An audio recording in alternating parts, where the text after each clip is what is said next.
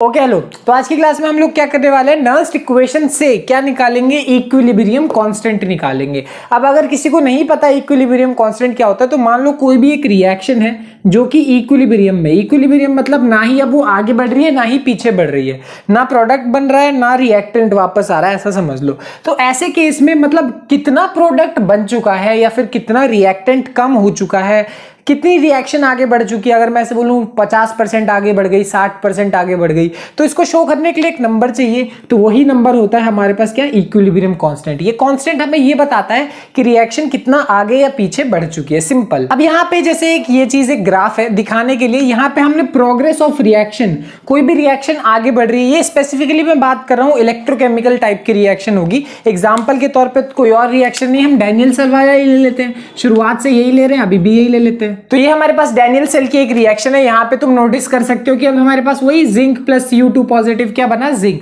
अब इसका हमारे पास क्या हो रहा है, ऑक्सीडेशन हो रहा है, तो ऑक्सीडेशन हाफ रिएक्शन का ये नीचे से हमने ऐसे ग्राफ बनाया, ठीक है। यहाँ पे कॉपर का क्या हो रहा है, रिडक्शन हो रहा है, और इस तरीके से हमने नीचे की तरफ ऐसे यहाँ पे ग्राफ बनाया। और अब तुम यहाँ पे नोटिस कर सकते हो कि reduction half reaction, oxidation half reaction दोनों आगे बढ़े और एक पॉइंट पे क्या रीच हो गया, इक्विलिब्रियम रीच हो गया। कहने का मतलब अब ना रिएक्शन आगे बढ़ रही है ना ही रिएक्शन पीछे बढ़ रही है। ऐसे केस में हम इक्विलिब्रियम कांस्टेंट की वैल्यू निकालते हैं, और इक्विलिब्रियम कांस्टेंट की वैल्यू क्या होगी, प्रोडक्ट्स अपॉन में रिएक्टेंट। रिएक्टेंट में हमारे पास Cu2 पॉजिटिव है और प्रोडक्ट में हमारे पास Zn2 पॉजिटिव है। तुम बोलोगे इसको या फिर इसको क्यों नहीं इंक्लूड किया, शायद मैं तुम लोग को पहले बता चुका हूं, और एक बार फिर से सुन लो। जिंक हो गया या फिर कॉपर हो गया, ये प्योर फॉर्म में, तो ऐसे प्योर फॉर्म में इनकी कंसेंट्रेशन को हम 1 मानते हैं। तो अब मैं यहाँ पे अगर मान लो कॉपर लिखूं, यहाँ जिंक लिखूं, वो 1 होगा एट द एंड, बात वही हो जाएगी, इसलिए हमें लिखने की कोई जरूरत नहीं है। सिर्फ कंसंट्रेशन हम आयंस की लिखेंगे, वो ऑक्सीडाइज वाले आयन हो,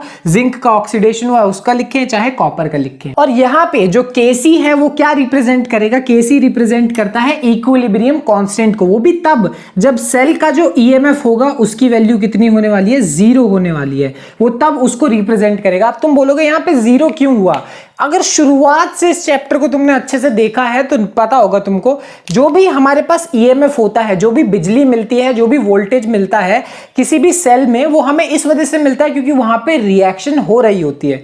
अब यहाँ पे रिएक्शन नहीं हो रही है, एक इक्विलिब्रियम रीच हो चुका है, और जब इक्विलिब्रियम रीच हो चुका है, ना ही रिएक्शन आगे बढ़ रही है ना पीछे बढ़ रही है, तो अब रिएक्शन हो नहीं रही, तो हमें सेल भी मतलब EMF भी नहीं मिलेगा, इसलिए उसकी वैल्यू कितनी है, 0 है। तो अब तुम लोग को याद ही होगा नर्स्ट इक्वेशन हम इस तरीके से लिखते थे। अब नहीं याद कि ये कैसे लिख दिया है मैंने, प्लीज चेक करके आ जाओ। नर्स्ट इक्वेशन की मैंने 3 अलग वीडियोस बनाई है, एक वीडियो नहीं, मतलब तीसरी वीडियो ही है, ताकि अच्छे से कंसेप्ट क्लियर हो, ठीक है। अब यहाँ पे E ऑफ द सेल की वैल्यू कितनी है, 0 है, तो इसकी वैल्यू कितनी हो गई, 0 हो गई। और अब ये यहाँ पे अगर मैं इसको मान लो ऐसे लिख दूं, या मतलब किसी एक चीज को इधर तो भेज दूं, तो ये मेरे पास क्या हो जाएगा, E0 ऑफ सेल। मैंने आलस के चक्कर में ऐसे छोटे उसमें कर दिया, बस वही चीज है और कुछ नहीं है। तो अब हमारे पास ये एक इक्वेशन आ गई, इस इक्वेशन की मदद से अब हम आराम से क्या निकाल सकते हैं, Kc की वैल्यू निकाल सकते हैं। अब जैसा कि तुम देख रहे हो, कंसेंट्रेशन जिंक का और कॉपर का जो है वो किसके मतलब डिवाइड करोगे वो किसके बराबर है, Kc के बराबर है। तो यहाँ पे तुम ln के बाद क्या लिख सकते हो, log के बाद आराम से यहाँ पे Kc लिख सकते हो, ठीक है।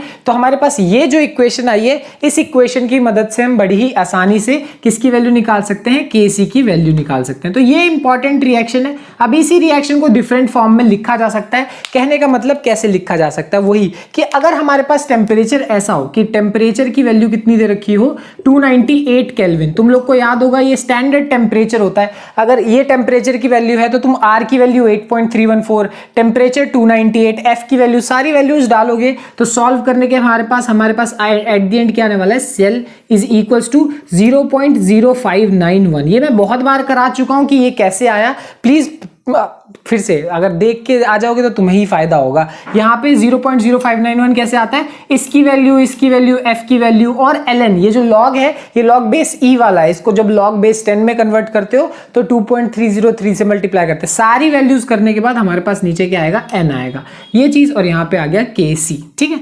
तो ये हो गया टेम्परेचर उस पर। अब ये है हमारे पास नॉर्मल सी रिएक्शन की मतलब सॉरी नॉर्मल सी एक इक्वेशन, इसको बड़ी ही आसानी से सॉल्व किया जा सकता है। अब ठीक है, ये थोड़ा लॉग में मिस कर दिया था, कोई बात नहीं। हाँ, तो यहाँ पे ये सारी की सारी बात हो गई। ये छोटी सी रिएक्शन है और मतलब छोटी सी इक्वेशन है जिसकी मदद से अब हम आगे सॉल्व करेंगे। तो तुमने देखा मैंने यहाँ पे अलग अलग फॉर्म्स करवाए नॉन-स्टिक इक्वेशन के। हालांकि देखा जाए ना तो नॉन-स्टिक इक्वेशन एक ही चीज है, बट उसको अलग अलग तरीके से यूज किया जा सकता है। तो उसको जितना पार्ट्स में तोड़ दोगे हमारा ही फायदा है। तो हमने उसको पार्ट्स में तोड़ दिया। अब यहां तक हमारी नॉन-स्टिक इक्वेशन से जुड़ी हुई जितनी बातें थी वो हो गई। अब इसी बात की मदद से अगली क्लास में ये देखेंगे कि न्यूमेरिकल्स कैसे सॉल्व करते हैं, वो देखेंगे। ठीक है, मिलते हैं अगली क्लास में। Bye bye.